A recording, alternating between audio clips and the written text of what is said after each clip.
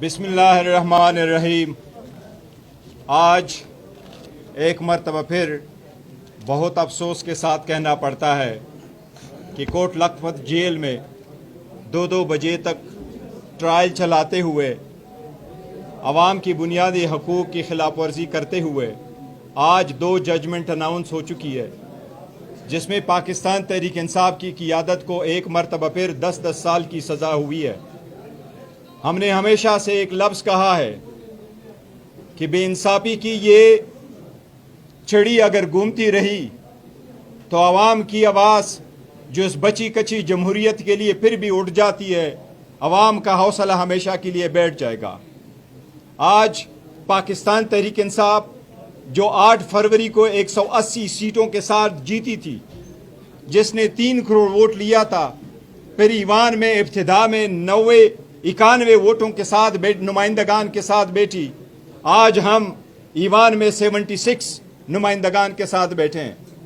न सिर्फ ये कि पहले दिन से मैंडेट चोरी हुआ, बट जो मिला हुआ मैंडेट था वो आज तक तस्लीम नहीं हुआ, बावजूद इसके कि हम समझते थे कि जो बरनाम हुकूमत बनी हुई थी वो स्नीक करते इस हाउस में, उनके पास अवाम की रिस्पेक्ट नहीं थी, उनके पास अवाम का वोट नहीं था, उनके पास अवाम का इत्मीनान नहीं था, पर फिर भी हम बैठे रहे ताकि कोई आगे की तरफ रास्ता हमवार हो, मुल्क बचे, जमहूरियत बचे, अदलिया आज़ाद हो, ईवान बाला दस्त हो।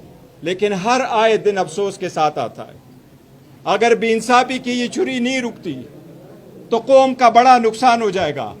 जो इतनी जजमेंटें आई है हम उनको रिजेक्ट करते हैं, उनकी मजम्मत करते हैं। वो इंसाफ का कत्ल हुआ है। चीफ जस्टिस से हम दरख्वास्त करते रहे हैं कि जनाब चीफ जस्टिस, हमने हमेशा से 9 मई की मजम्मत की, नहीं होना चाहिए था, आइंदा भी कभी ना हो, बट हमने कहा था कि जो इल्ज़ामात है इसका एक ट्रायल होगा। एक ट्रायल के माह से हमारी पिटीशनें पड़ी रही, उस पिटीशन पे कोई फैसला नहीं हुआ। वो फैसले न आने से, अदलिया में इंसाफ बर वक्त न मिलने से, या अदलिया की तरफ से बिल्कुल इंसाफ न मिलने से तनाव बढ़ता गया, सियासी तनाव बढ़ता गया, इंसाफ नहीं मिलता, इंसाफ का कत्ल होता रहा। वो आज भी शुरू है। अगर ये दिन ऐसे रहेंगे तो सही कह रहे हैं अचकज़ई साहब, अवाम ने उठ खड़े होना है। अवाम उठ खड़ी हुई है, अवाम की आवाज़ को दबाया नहीं जा सकता। अवाम उठी है, इंशाअल्लाह तहरीक चलेगी, उस वक्त तक चलेगी जिसके नाम पे हमें लोगों ने वोट दिया है, जो इस वक्त मकबूल तरीन लीडर है, जो इस वक्त 90% अवाम के हर दिल अजीज़ लीडर है, जो इस वक्त छठी बड़ी दुनिया की पार्टी के लीडर है, जब तक उनको रिहाई नहीं मिलती। हम चीफ जस्टिस के पास गए, उन्होंने मीटिंग के लिए बुलाया।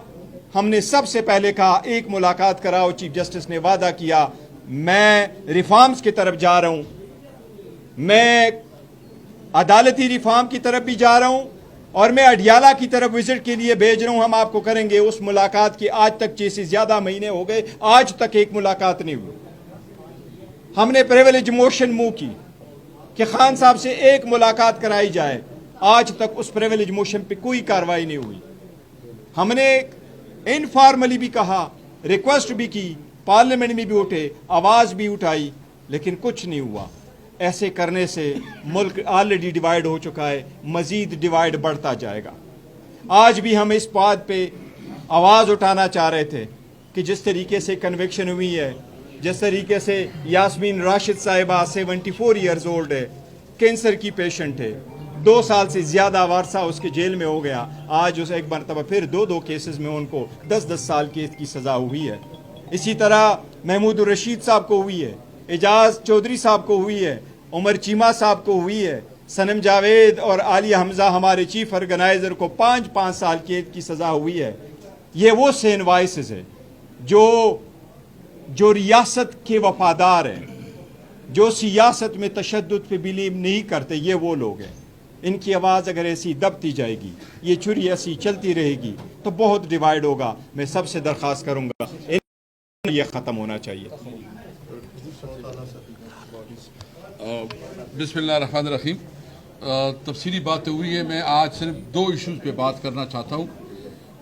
नंबर 1 जो है, ये जो آج جو سزائیں ہوئی ہیں، ہم اس کورٹ کے تمام پروسیڈنگ کو کورٹ پہ چیلنج بھی کریں گے، اور ابھی اس فیصلے کے بعد عدالتوں کے اوپر کسی کا اعتماد نہیں رہا، کیونکہ عدالتیں جس طرح فیصلہ کر رہی ہے تو بالکل صاف نظر آ رہا ہے، اور جس میں انصاف کا دور دور تک کوئی نظر نہیں آتا کہ اس میں کوئی انصاف بھی ہے یا اس میں کوئی میرٹ بھی بنتا ہے۔ یہ بالکل واضح ہے کہ یہ ایگزیکٹو کے فیصلے ہیں، یہ حکومت کے فیصلے، یہ عدالت کے فیصلے نہیں لگتے۔ اس لیے ہم اپنی معزز جج صاحبان، جوڈیشری ججز کو ریکویسٹ کرتے ہیں کہ دیکھیں یہ عوام آپ سے توقع رکھتی ہے کہ آپ انصاف دیں گے، ہم آپ کے ساتھ کھڑے ہیں، ہمیں پتہ ہے کہ آپ کے اوپر جو ہے زبردستی ہو رہی ہے، آپ کے ساتھ پوری قوم کھڑی ہے، لیکن آپ نے انصاف کے لیے کھڑا ہونا ہوگا۔ اگر خدا نہ خواستہ لوگ آپ سے مایوس ہو گئے تو یہ ملک ویسی بھی انارکی کی طرف جا رہا ہے، تو یہ ملک خدا نہ خواستہ عملی خانہ جنگی شروع نہ ہو جائے۔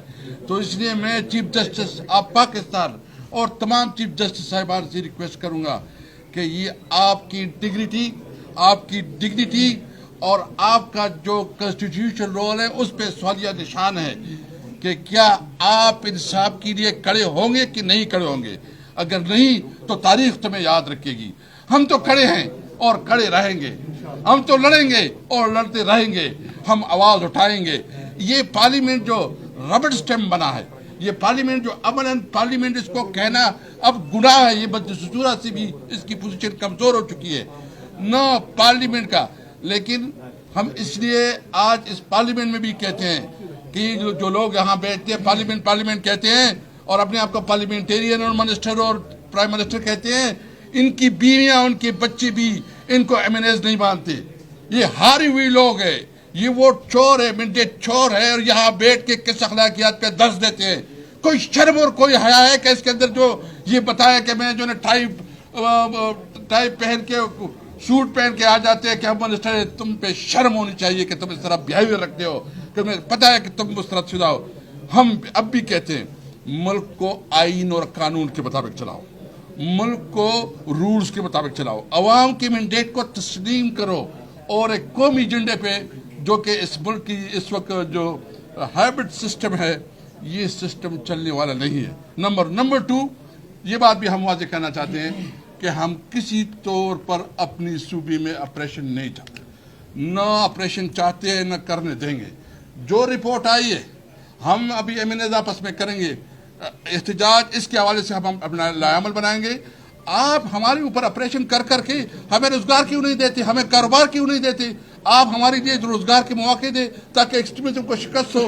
اس لیے اس کے بارے میں ہماری کلیئر پالیسی ہے پارٹی کی کہ ہم کسی آپریشن کو نہیں مانتے۔ تیسری بات جو ہماری ملاقاتیں ہیں، کمٹمنٹ پوری کر نہیں رہے میں تیسری بات جو ملاقاتیں، میں یہ پوچھنا چاہتا ہوں کہ دنیا کی کس قانون کے تحت عمران خان کی ملاقاتیں نہیں ہو رہی؟ جیل مینول کے مطابق ایک عام ڈکیت، سمگلر، بدماش، مطلب کریمنل، اس کو ملاقاتیں ملتی ہیں۔ اس کا قانون میں اس کا ایک رولز میں بالکل کلیئر ہے، جیل مینول میں۔ اچھا، عمران خان کو تو جیل مینول کے مطابق ملاقاتیں کرنے دو۔ جی اچھا، صاحب نے بھی کہا اور زبیر عمر نے بھی کہہ رہے تھے کہ جب نواز شریف جیل میں تھا تو ایسی قطار لگی ہوتی تھی، کھانے ہوتے تھے، ملاقاتیں ہوتی تھی، مشاورت ہوتی تھی، اور پھر اس حد تک کہ جو پولیٹیکل ڈسکشن ہوتی تھی ان کے لیے الگ ارینجمنٹ تھی کہ وہ پولیٹیکل ڈسکشن کرتے تھے۔ اور تم اس ملک کو کس طرح لے کے جا رہے ہو؟ کیا تم سمجھ کے اپنے اپوزیشن کو جو ہے نا تم دبا کے اور تو سمجھو کہ تم بہت بڑے شہر بن گئے؟ اس طرح نہیں ہوتا۔ آپ نے اگر ملک کو قانون اور آئین کے مطابق نہیں چلا تو تمہاری بھی وہی حال ہوگا اور آپ سے برا حال ہوگا، کیونکہ ہم ابھی اپنی جدوجہد کو آگے بڑھائیں گے۔ عزیز صاحب نے بھی کہا ہے انشاءاللہ اس ملک کو قانون اور آئین کے مطابق چلانے کے لیے 14 اگست کے حوالے سے ہم انشاءاللہ آزادی بنائیں گے، جشن آزادی، اور وہ حقیقی آزادی کے لیے ہم نئے عہد کریں گے کہ ہم اس ملک کو قائد اعظم کا پاکستان بنائیں گے۔